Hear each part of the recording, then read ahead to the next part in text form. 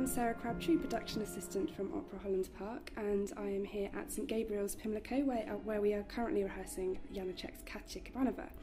I am here with Olivia Fuchs, the director, and Anne Sophie Duprels, who is playing Katya.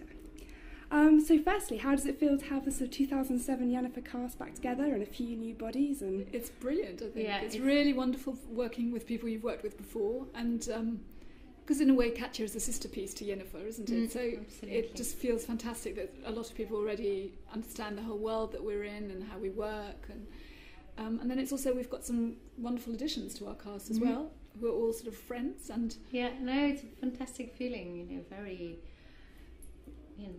family feeling. Well, we're really nice. excited to have you all back. It's really nice Thank for you. us as well. So Katya, it may well be our favourite phrase in the office, but Katya has been described as Czech verismo. Do you think that this is really true, or? I don't know, because it could be true in the way of verismo is telling, very deep emotion quite strongly. So if you take in that way, it's true because it's really very intense. And so, yeah, maybe we can say that. Yes, it's a very passionate piece, isn't it? Because when Janacek wrote it as well, he was madly in love with a young woman called Kamila Stoslova, and so all his love for her has sort of been poured into this piece. So you really feel it from the beginning, this intense passion. But it's also psychologically amazingly truthful. Really amazingly. Every single bar and every moment is just beautifully observed and makes complete sense. So you get this very dysfunctional relationship of Katya and her husband and the dreaded mother-in-law, and then she falls in love with Boris, and this amazing passion and outpouring of yearning, really, and longing.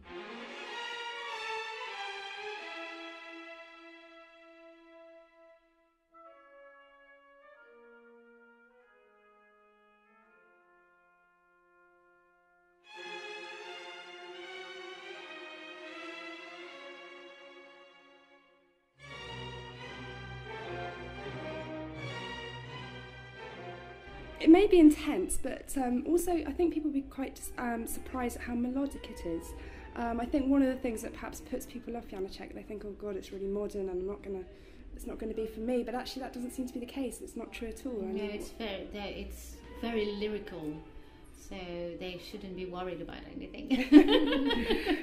No, there's some great tunes. I mean, it's not, you don't get arias the way you do in some of the other pieces, but there are some amazing tunes, and just the whole orchestral colour. It's very sensuous, very lyrical. Yeah, it's and also very dramatic at times. It's really amazing. Yeah, It just pulls you along. Yeah, and he also was listening to Madame Butterfly when he was writing it. So there is this sense of very, very lyrical phrases, and so that's.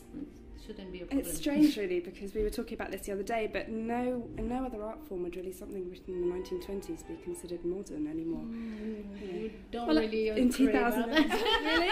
I think a lot of things that were written at the beginning of the last century are very modern still now, but Janacek certainly is. Yeah. And because he's got his own unique language, hasn't he? I mean, that's where maybe people don't feel, if they don't know it, it maybe feels a bit idiosyncratic, but it's also very accessible because the story's so great that you really get pulled along with the characters in the story.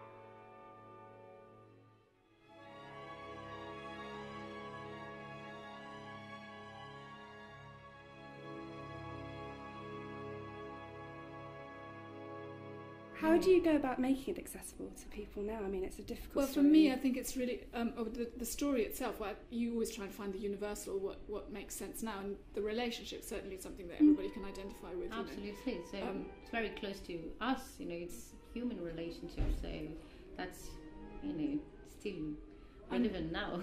Yes, and although it's set in Tsarist Russia, which is very oppressive, I mean, obviously our society is not the same, Yeah. but we all have our own restrictions and oppressions in our own society, in ways of how to express ourselves, and there is that dichotomy of, you know, the individual and how much they can live their life and the community. So, you know, we struggle with those things all the time, I think. And how have you worked with Yanis to realise that on stage? Yanis is a designer for Katya, who also designed Jennifer. Well, again, we tried to find a way of creating an installation on the stage, which I always think works best at Holland Park rather than a set as if you were in a theatre. And we've worked sort of with metaphors, really. So the main set is there are two walkways which are crossroads, and society basically stays on those walkways all the time. So it's quite restrictive to us. And then there's also a space which can become an interior. It's a kind of cage-like structure.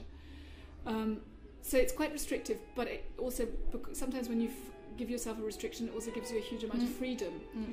And then when Katya and Boris step off the walkways, it should be a really amazing moment, because they step off into the unknown, into the dangerous territory of love and creativity and passion, which in that society is not allowed.